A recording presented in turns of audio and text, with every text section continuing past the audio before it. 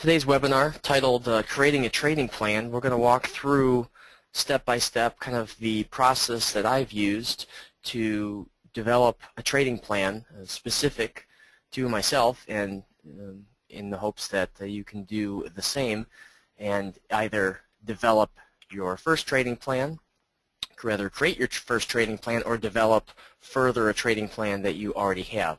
So I have a lot of different facets that we'll go into today in a lot of different areas, and so we'll try to make the most of our time this afternoon, this morning. First things first, trading carries a high level of risk, and you're subject to lose all or more of your original investment. So don't trade with money that you can't afford to lose or that if lost would affect your current lifestyle. The information in the presentation is for educational purposes and is not intended to be financial advice. The purpose of the webinar really is to help you better understand the markets and improve your skills as a trader. And I personally believe a balanced life leads to a healthy life, and it's our attitudes that influence our behaviors. Trading is a small but meaningful part of the bigger picture. So a little bit about me. I do recognize a lot of the names that we have in the room today. Feel free to use the question box. I know when I have a question during a presentation, I like to get it answered right away. So I'll try to go through and answer as many questions as I can as I'm doing the presentation, so feel free to use the question box.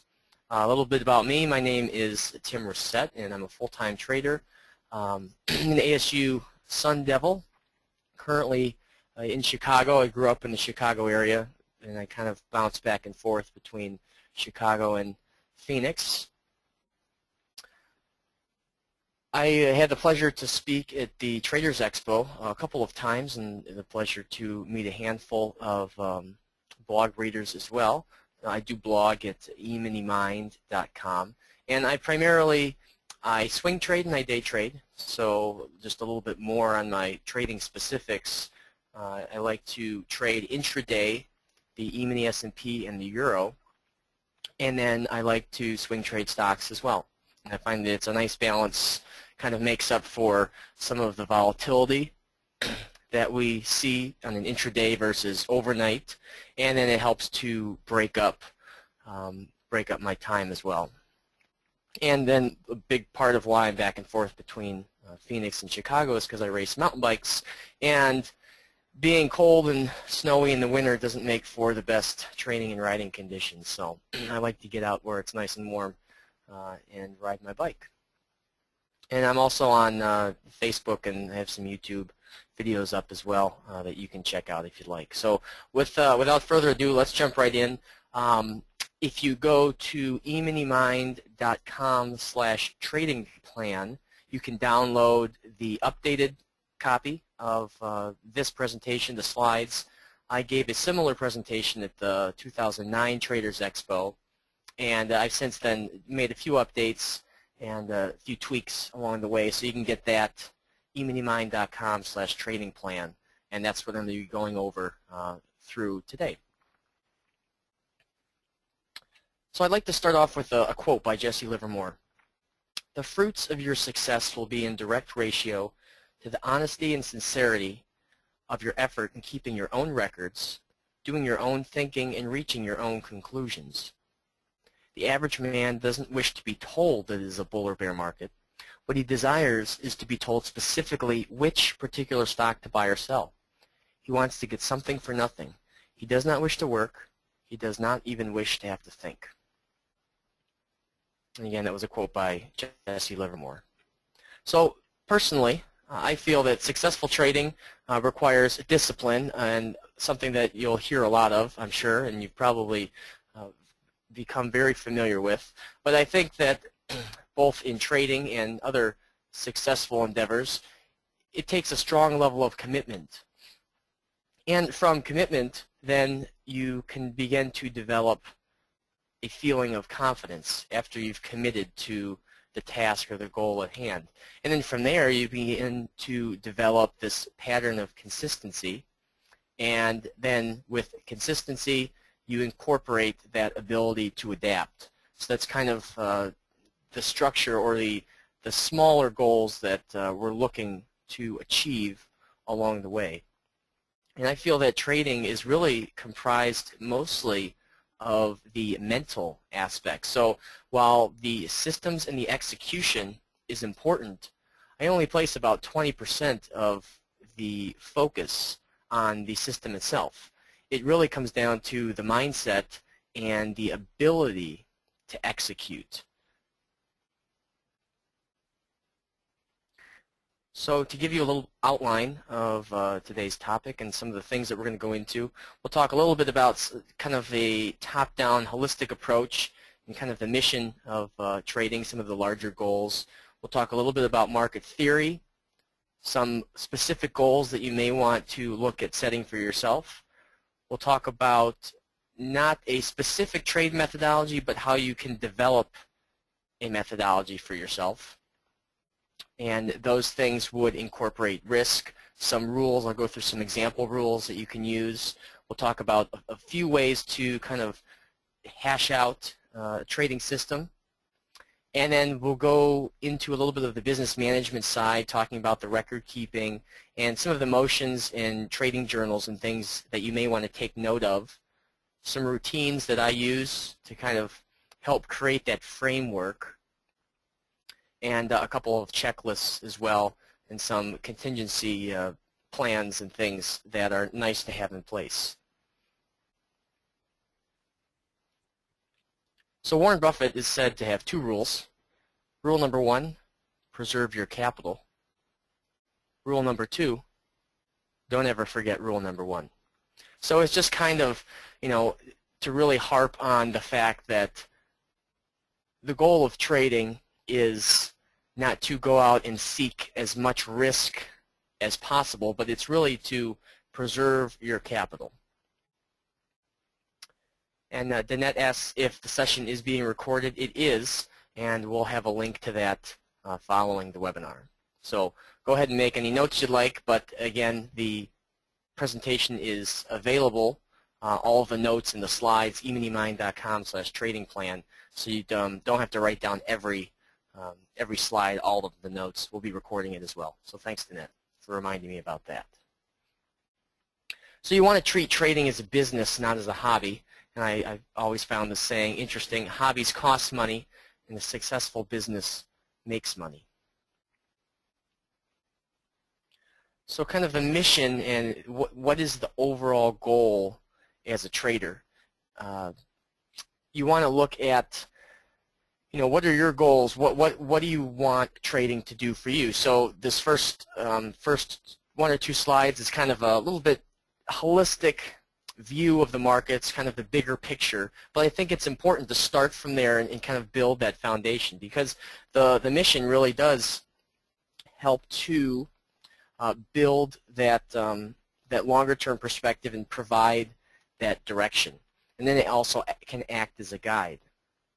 So an example, my mission as a trader is to execute trading strategies which extract money from the markets on a consistent basis. I'm sure a lot of traders fit within, that same goal. Goal to remain committed to achieving success and really doing whatever it takes to get there, really committing to that task at hand. And then, building confidence through a sound trading plan, making the commitment to, put together a couple pages of notes that then you can condense down and really hone in to create a solid plan for yourself that then you can follow. Really accepting that you will make mistakes, but it's important to learn from every mistake and every trading experience.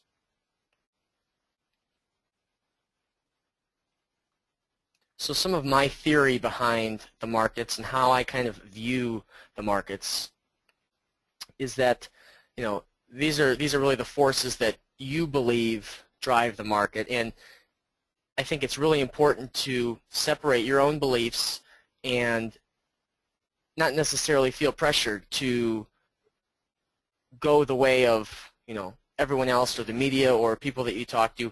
It's perfectly okay, and I would almost encourage you to go about your own way and kind of filter out some of the media and the noise that is around you. So some examples, I believe that anything can happen in the markets, and that's something that helps me go into each day, into each trade setup with a clear, unbiased viewpoint. The market is always right, so no matter what you believe, the market is always right. Old support becomes new resistance. I also find that at any split second, the market can take from you that which you worked hardest and longest to obtain. So it's when we become overconfident and feel like, well, I've just had 5, 6, 7 winners in a row, so this trade, this time I'm going to double, triple my size, and without remaining humble at the markets, you become mercy of the market. So at any split second, the market can take from you what you worked hardest and longest to obtain. And there will always be another trade, so there's no reason to have to force trades, chase trades, create something that's not there. There's always going to be another trade, and this next trade that you make is not necessarily the one that will make you that $1 million, so to speak. Just a figure of speech, but there's always going to be another trade, and that's something that helped build my patience over the years as well. So some specific goals and the things that you might want to look at it, what is your motive for trading? Why do you want to become a trader? Is it just to leave a job, or is it to have more free time? Kind of looking at the things of, well, if I want more free time, trading certainly is not the route. It may not be the route that you want to take, because up front, especially, there's so many hours spent, more hours than just simply working a 9-to-5 job. I can think back, especially in years 2, 3, and 4.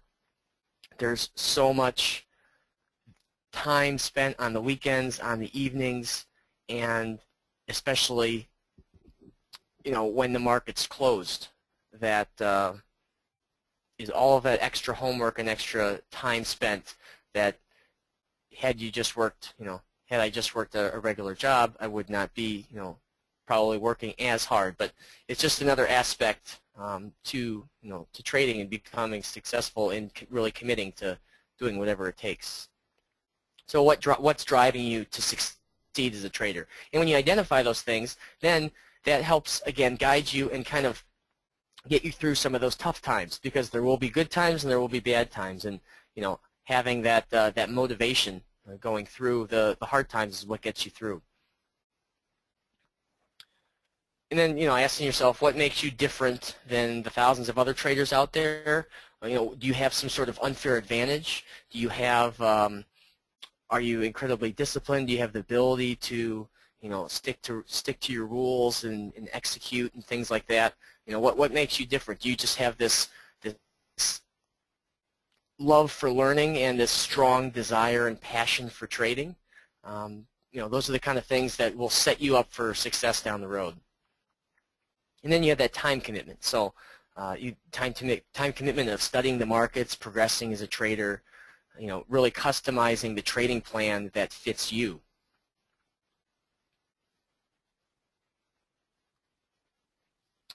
And then we have that financial commitment. And I think this is pretty important in looking at trading as a business and setting things up in that light. So going into trading, looking at it as this is a business venture. This is not just a hobby, or this is not just $1,000 or $2,000 that I have that I'm going to play around with. So kind of taking a look at your financial situation and asking yourself, how much capital can I allocate towards trading? And then doing things like keeping your expenses down will really help alleviate some of that psychological pressure, and then that will help you trade better, because having the psychological stress of debt and bills on top of trying to start any new venture, whether it's trading or starting your own business or a franchise, it can really be detrimental. And then, creating simple things like creating a monthly budget, defining your risk capital is really important. So if you take a survey of your net worth and things like that, and you determine, okay, I have X amount of dollars, and I'm going to put 5% or 10% into my trading account. And again, just on that psychological level,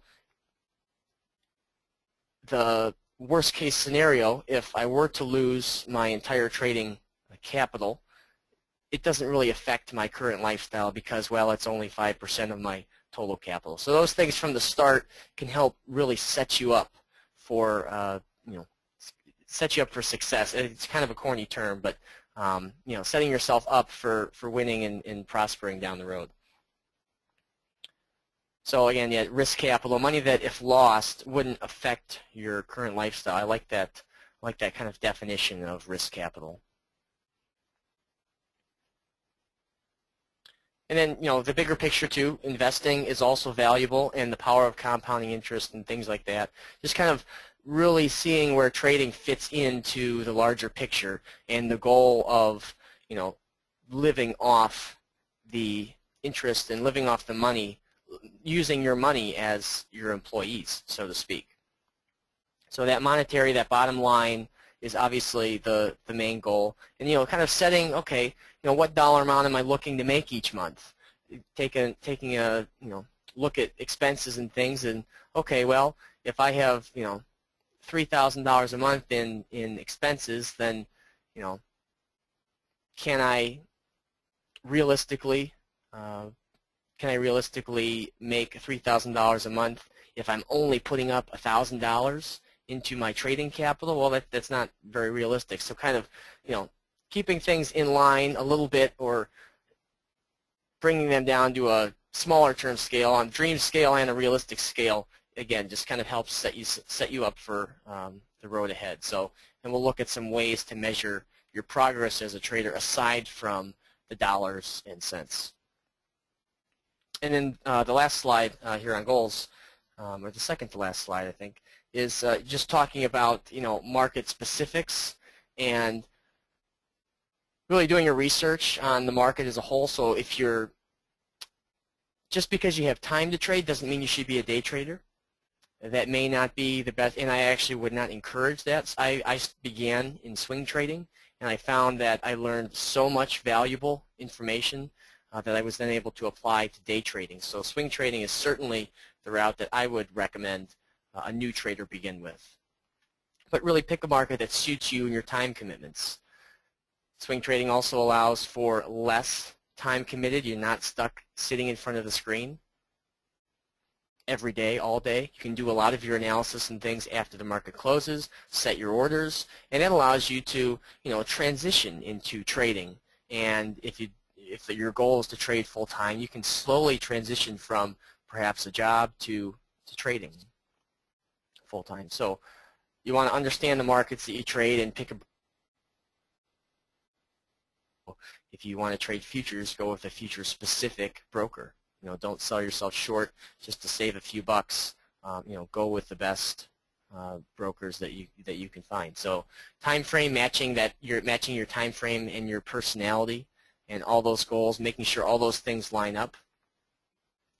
So if you're a day trader, you're just looking at intraday trades. Swing trader, holding positions overnight, and then obviously you have the longer term trend trader. That would hold positions weeks to months at a time, obviously making a lot less frequency of trades. And then, finally the investor, the long and buy and hold style. So kind of setting on the style that fits your risk tolerance, not necessarily what you think you might enjoy just because, well, I have time during the day to trade, I want to be a day trader. That may not be the best fit. But there are some things about intraday trading and specific times to trade that you should pay attention to. So you can kind of break down the US session, the NYSE session, into 6 little sessions. So you have the pre-market, which is the hour and a half before the NYSE opens. and then you have the NYSE Open, which is that first half-hour block. Things get a little bit crazy during this time, especially if you're looking at the ES, the E-mini S&P or the Dow.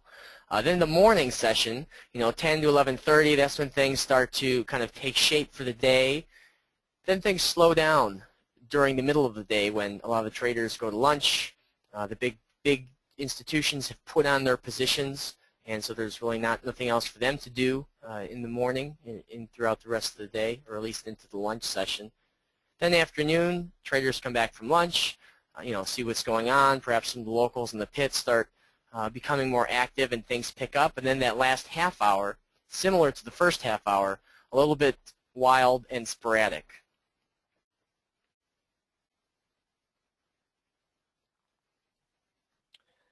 And I think, as I mentioned before about kind of that work-life balance, having those personal goals outside of trading, I also think are really important.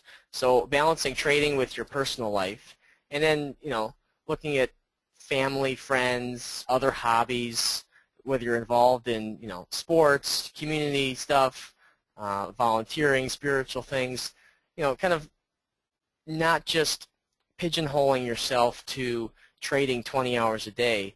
I think in the long run you'll really live a much more enjoyable life and enjoy your time spent each day if you can balance things out a little bit. So sometimes I think we get a little bit, we kind of lose sight of that bigger picture, and things like exercise I think are super important.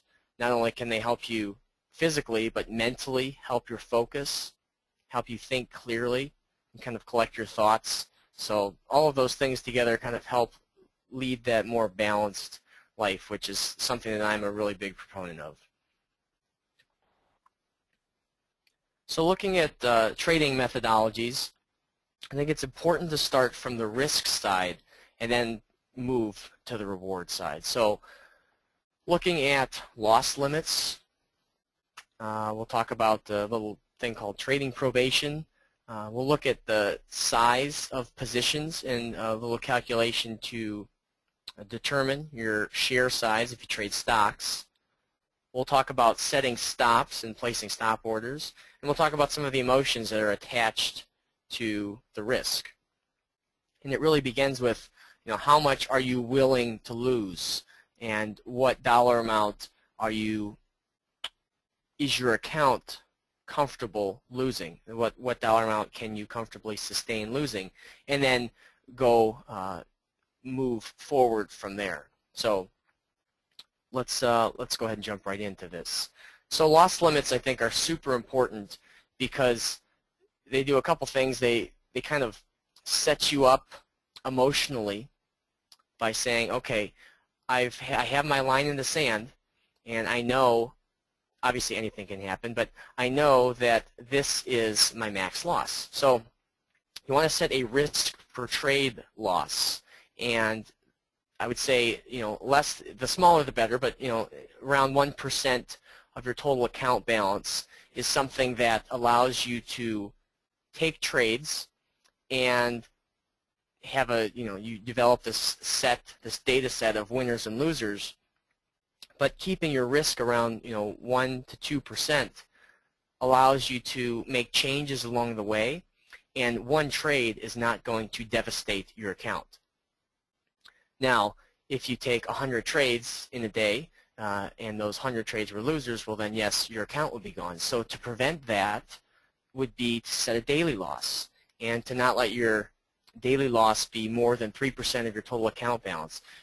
Knowing when to shut it down for the day, come back another day and trade, or this specific daily loss is most applicable to intraday trading, which some days are more conducive to your setups than others. So I find that it's best to trade and continue to trade when setups are working, and when things are choppy and perhaps slow or the setups just aren't working as well, then it's perfectly okay to shut things down, close down the dome and come back the next day and trade when it's a more conducive market environment. And then the third loss limit is obviously a weekly loss limit. And I would say, certainly no more than 10%, keeping it closer to 5 or 6%. And if you're hitting this weekly loss limit over and over again, and it's certainly time to go back to the drawing board. But I think it all stems from starting to look at your risk first and then assess the reward. So some other example of loss limit rules that I use that I have in place. Stopping for intraday trading. Stop trading Monday or a Friday. Limiting yourself to one stop out to start the week and end the week. The specific style that I use, I'm reducing my risk on the position really quickly. So if I'm seeing a full stop out on the Monday or Friday, I found better off to just stop trading that market for the day and move on to something else. A couple other ideas. Stop trading market after 2 full stop outs during the middle of the week. So if you have and obviously all of this goes back to your own frequency of trades, but if you begin to find patterns in your trading and kind of find similarities between the winners and losers, then you can start to eliminate losing trades by making little tweaks like this. Stop trading for the day if you hit 3 total stop outs on a combination of multiple markets that you're trading. And if you're down in the week going into a Friday, it's okay to take the day off. And you'll notice that all of these loss limit rules are rules to stop trading. And I think with the electronic markets and the ability to trade 24 hours, it can be a little bit overwhelming in that the markets are always open and there's always a market to trade. And for some people that's great.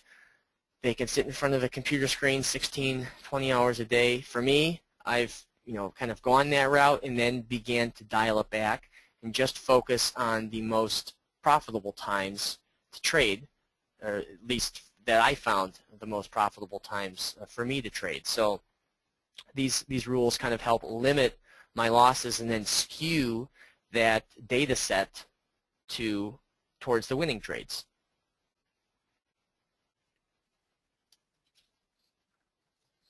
So I talk about this little thing called trading probation, and if you hit a weekly loss limit, meaning if the week's just not going that well, and you lose 4 or 5% on your account, you hit that line in the sand. Well, then it's time to just stop and take a break, because that's when your emotions take over and things can really become devastating in some cases. So it's perfectly okay, stop trading for the rest of the week. Go ahead and close any, short-term positions that you have and just take a break. So I'm not going to go into a whole lot of detail more than that, but this really just decreases the likelihood of blowing up your account. And then you want to kind of create a little routine to help motivate you, or kind of regroup, collect your thoughts, and then move forward. So some examples would be, just shutting down the computer, going for a walk outside, getting out of the office, and then spend the rest of the day doing something enjoyable. Get your mind off trading, and that'll help. Subconsciously, you're internalizing all the things that have been going on during the day, and getting out and away from the trading screen can actually be a benefit to your trading at times. So I like to read, books like Market Wizards were always great, especially early on in my trading career. Going through and reviewing the things that you did good and you did bad, and then just taking the weekend to relax and come back the following week and you're in a calm, collected state of mind, and then you're ready to trade again. Some ideas for position sizing. Obviously, you want to start small and trade with risk capital. It's still important to diversify and do all those things on a larger term scale. So having that separate 401k and IRA is certainly valuable. But when it comes to trading specifically, it shouldn't have any devastating effect on the larger portfolio. It can have a positive effect, but you want to limit the downside effect. So beginning with stocks is very useful because you can help really understand the fundamentals. There's a lot of other things going on with futures and options that you need to understand the basics of the stock and the underlying first before you can really move forward. And it's easier, I've found, to define the risk parameters as well. So I think the next slide I'll talk about position sizing with stocks, and it's much easier, I've found, to do that versus with options and things like that. So, you want to prove some consistency on a simulated account, or at least some sort of plan or some sort of methodology that you have, and then go ahead and practice. Get familiar with the trading platform that you're going to be using, because you want to prevent those silly user error mistakes, especially when you're trading live. So, working the ins and outs of your system is certainly valuable on paper and on, like I said, a simulated account before using your real money. So some ways to define risk and define your share size. You can use number of shares. It's a really simple equation, just risk per trade divided by the risk per share. So if you take an example, account size 25,000, and you want to risk 1% per trade, instead of saying, well, I'm going to trade 500 shares every time, or 100 shares every time, this just makes it easier to define your risk. So 1% would be $250, and then you're just looking at the stock that you're looking to trade. For instance, if the entry price was 50 and you're going to place a stop, say, below the low. So you have a nice uptrend in the stock, and if you're going to use, for example, you're going to say, okay, I'm going to buy over the high of the low bar in the trend. So we're in an uptrend, and we've begun to pull back, and we're in a couple days we've been pulling back a little bit more each day. And once we break the high of the prior bar, so the high of the lowest bar, I'm going to buy. So that entry price happens to be 50, and I'm going to put my stop below the low at 45. Then you can simply divide, 50 minus 45 gives you $5 per share, and then divide that into 250, and that gives you your share size, so 50 shares. Pretty simple equation, and it makes it really easy to keep your risk at $250 per share, or per position.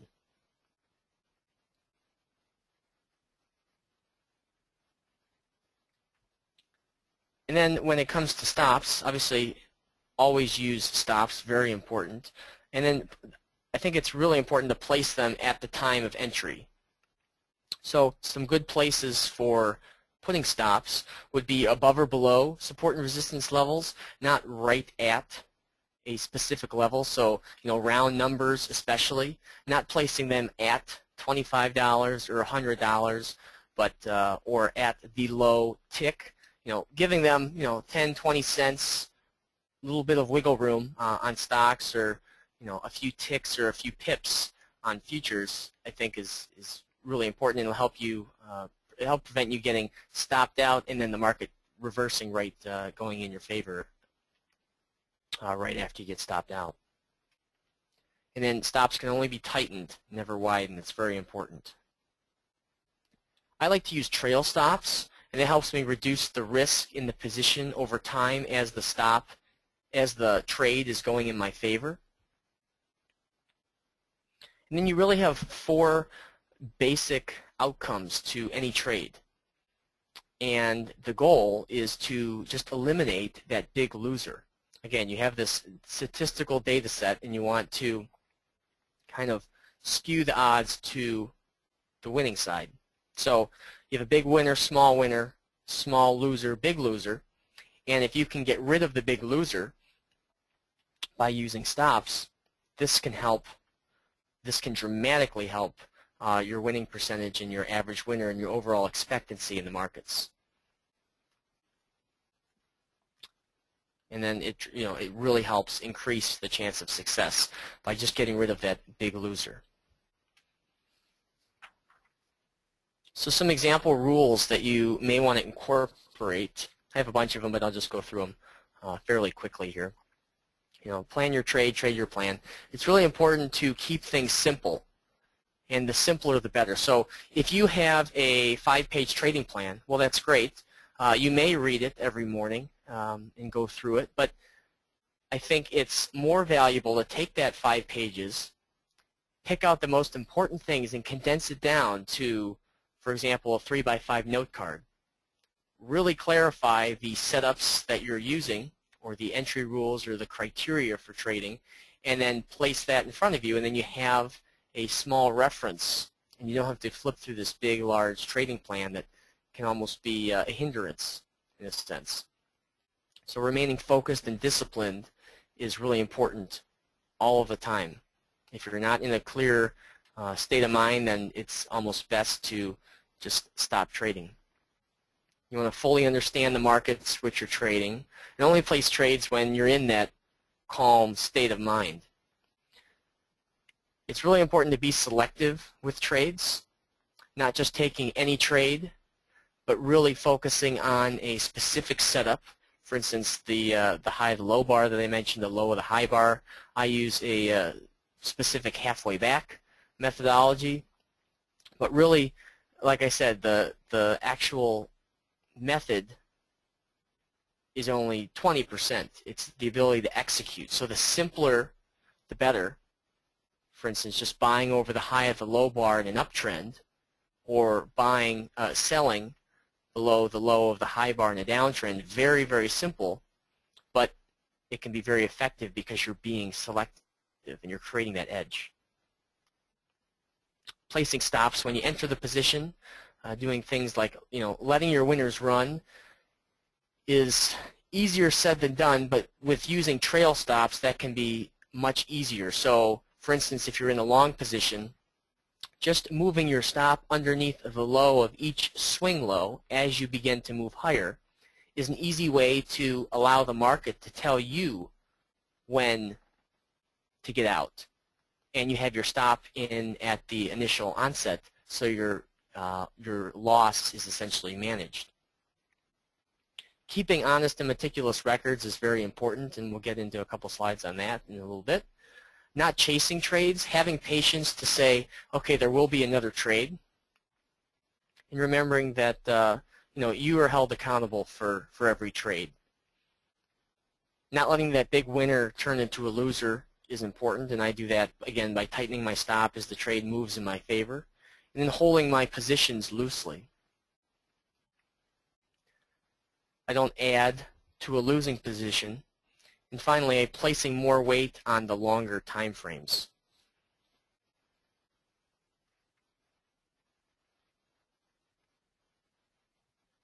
So some more on systems and having that edge. You want to focus on the larger statistical set. So looking at trades in groups of 20 or 30, I think, is more valuable than looking at each individual trade. So buying strong stocks on pullbacks in an uptrend is an example of a very simple edge. Fading the opening gap is another example of an edge. Buying or selling at halfway back is another example of a very simple edge. And then be selective, as I mentioned before. Define your entry, exit, and a profit target before you get in the trade, so that when the trade is on, you can still remain objective and not bring in other factors that may sway you one way or another. Using patience, and for instance that 3x5 checklist that I mentioned is really helpful in keeping that discipline and the ability to execute. And then some indicators that I look at, the quote-unquote indicators as I call them. I look at market internals. I use a Hakanashi candlestick compared to, this would be a traditional candlestick here on the right. And then I also look at tick charts along with a 15-minute and a daily chart. So think scalable. When you develop a methodology with 1 contract or 100 shares, it's the ability to scale that up to 10 contracts or 1,000 shares. Some of the business management can be more valuable than the actual trading. And some of my biggest light bulb moments have occurred, on Saturday morning, on the weekend, and in the evening when I'm reviewing my trades. So it's important to keep really good records because you can always go back then and review the notes. So you got to treat trading like a business. Keep very good records. Things like a journal, or if you use Excel, even recording your thoughts verbally, or taking screenshots or doing video captures. Whatever works for you specifically, but those are some ideas that I've used in the past. Some other tools that I've used and that I do use, stock ticker and the trading journal spreadsheets are probably the two best trading journals that I use. I do use Excel for some things, but boy, when you plug in your information, your trades into stock ticker and trading journal spreadsheets, you can get so much data back and really look at your trades in a totally different way, and it really saves a lot of time. I used to do it all by hand and on Excel, and while it's nice to know, some of the equations and things, it really does speed up the process. So those are the two that I use. I use them for analysis, and I also print screenshots. And one thing that a lot of people don't do is record your emotions. So keeping a trading journal like stock ticker or a spreadsheet, and then also recording, keeping an emotional journal. How do you feel when you enter the trade? How do you feel during the trade? When the trade's going in your favor, when it's going against you?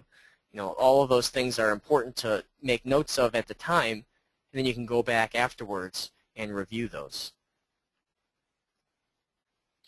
And then some other things that you may want to incorporate or notes that you want to make would be, obviously the indice closing prices and looking at the volume and just keeping it really simple. I mentioned those few indicators before, the market internals and the tick charts, but I really don't use anything in terms of oscillators, moving averages. I'm really just looking at the price itself and the patterns that the trends are forming. The trends that the patterns are forming. Looking at the leading indicators, the leading sectors and industry groups, I think are valuable. Things like the volatility index, oil and gold. These can just help pick out different cycles that are occurring and kind of spark some sectors that may be better to trade. If you are trading stocks, I use a website called FinViz, F-I-N-V-I-Z, and it's really great for setting up scans, watch lists, quickly sifting through different industry groups and things like that. And then I look at the the market breadth and those market internals, which I won't get into a whole lot. And then those emotional notes that I was talking about. How do you feel when you enter the trade, during the trade, and then when the trade is taking shape? Those are important to note, and not so you can turn those emotions off, but so that you can begin to develop that emotional control and that emotional discipline. So Abraham Maslow says, what is necessary to change a person is to change his awareness of himself. And I think that's what having that emotional journal and those trading journals can help us do.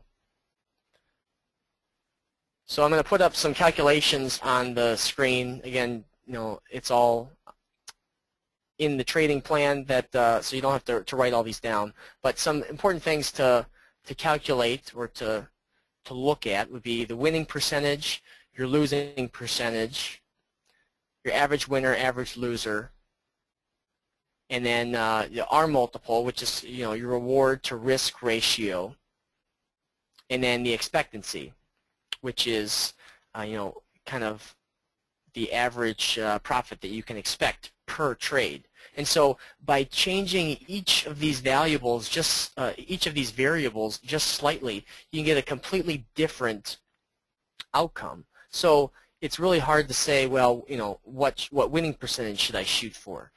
Because if your average winner is very large, well, then you can get away with a smaller winning percentage. And I think a lot of that comes from, just how are you comfortable trading in that sense. So I know it's not the answer that a lot of people like to hear, but doing some experimenting, taking some time to, make some notes and really go through how trading makes you feel when you have, a small winner, a big winner, and then is it more valuable to you to have a bunch of moderate winners but have them more frequently, or do you have the patience to wait for those few larger winners but take those small losses in between? So the numbers really have to make sense in order for the trading business to succeed. So I won't go into a whole lot more on these. And then just the final touch on emotions. Confidence in your trading plan, confidence in your system, and really yourself as a person can all lead to trading better, trading well. Good trading should feel effortless. There really shouldn't be any stress or any extra excitement that you feel by executing a trade. It should just feel effortless. So no emotions towards the losing trades, but also not feel anything towards the winning trades. And that positive attitude, having those goals, I think, can really help guide you along the way. And learning from the losing trades, taking something away from every trade is important. Reflecting on not only the good things, but the bad things, and improving upon those, and then continuing to grow and better understand yourself. So as far as routine, building that framework, that pattern of repetition, it helps keep you cool and calm. And because the market is spontaneous, you want to build a framework for all of the different things that the market is going to throw at you throughout the day, or throughout the week, or throughout the month. So for a pre-market routine, going through your rules, pulling up the economic calendar, looking at what happened in the overnight session, asking yourself maybe a series of questions, what's the larger trend? Keep reminding yourself of the bigger picture. And I like to listen to music throughout the day as well. Intraday, sticking to your plan and following your rules is obviously the most important. But trading every setup that provides a valuable risk-to-reward ratio. Every valid setup you need to take, because anything can happen. And then after hours, doing kind of your nightly homework routine, going through a nightly checklist, printing out the charts throughout the day, and this can be said for, I guess more for swing trading, doing that analysis in the evening time, setting up your trades. I use the Thinkorswim platform, and it's very easy to set up all of your orders in the after-hours session, and so that when the market opens, they can be executed.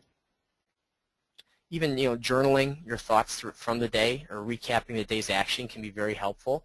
That's the main reason I started the blog, to kind of collect my thoughts, get some of my ideas out there, and then it's just kind of snowballed from there. I think it's really important to exercise and get away from the trading screen, get the blood flowing a little bit. Some of my best ideas, or again light bulb moments, have occurred outside of trading, while I'm riding my bike or outside doing something else. Having that verbal interaction with another trading person, trading partner, a colleague, someone else who's trading specifically, is very helpful after the market closes to kind of talk about different things that have been going on in the markets. And then reviewing your notes, filling out that trading journal, and going through after hours and reviewing, in hindsight, those emotions and things that you felt during the day.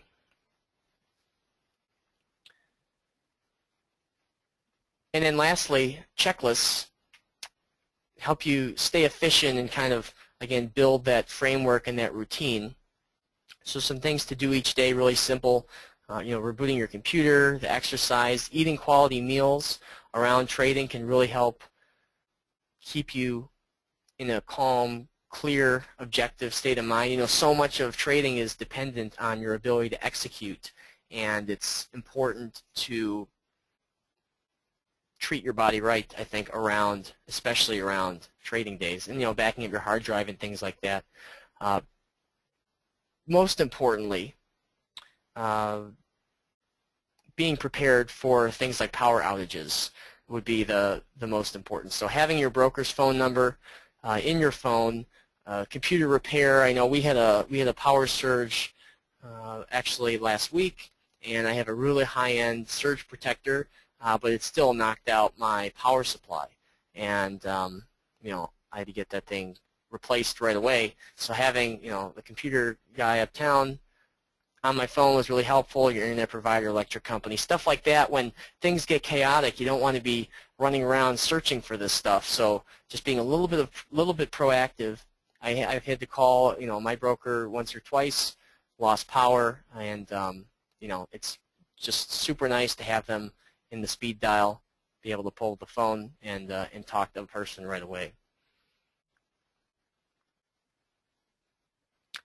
Yeah, Ken asked if the PowerPoint was available. If you go to eminimind.com/trading plan, you can get a copy of the PowerPoint slides and everything that I've shared here today. So to kind of recap, it defines success through those specific goals, but it really stems from defining your loss limits, enacting sound trading rules, and then really to become successful, it begins with commitment and then building that confidence, developing that pattern of consistency, and then having the ability to adapt.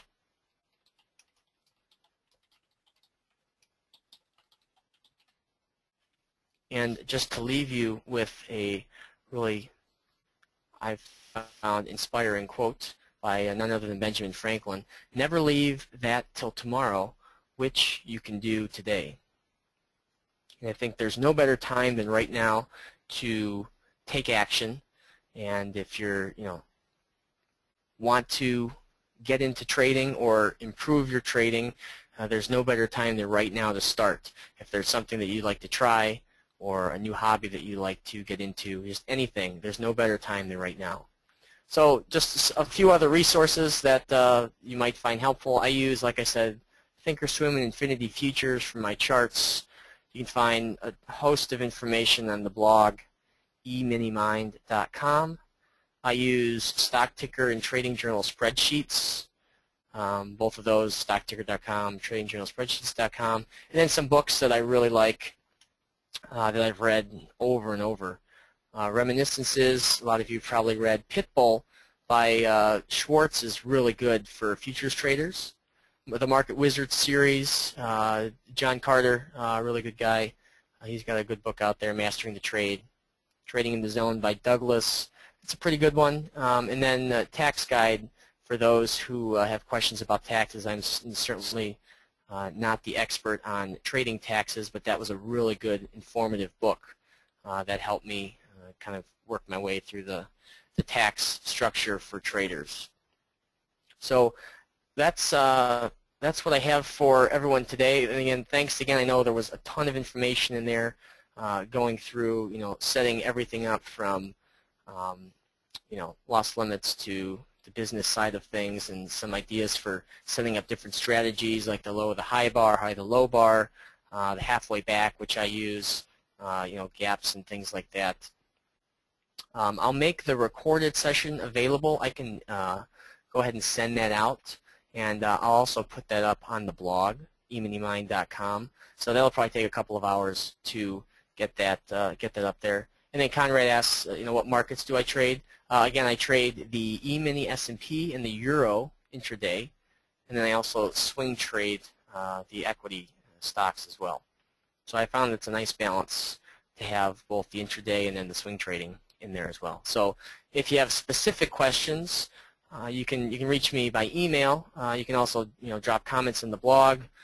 Visit me, eminimind.com, and I'm happy to. I do read all the comments and get back to everyone. So I want to thank everyone for coming, and I hope that everyone has a wonderful day. I really appreciate the all the comments. And again, yeah, I will post the recording, and I will post the slides as well. And you can have those probably in the next couple hours. We'll get those up on the blog. So thanks again, and I hope everyone has a wonderful day.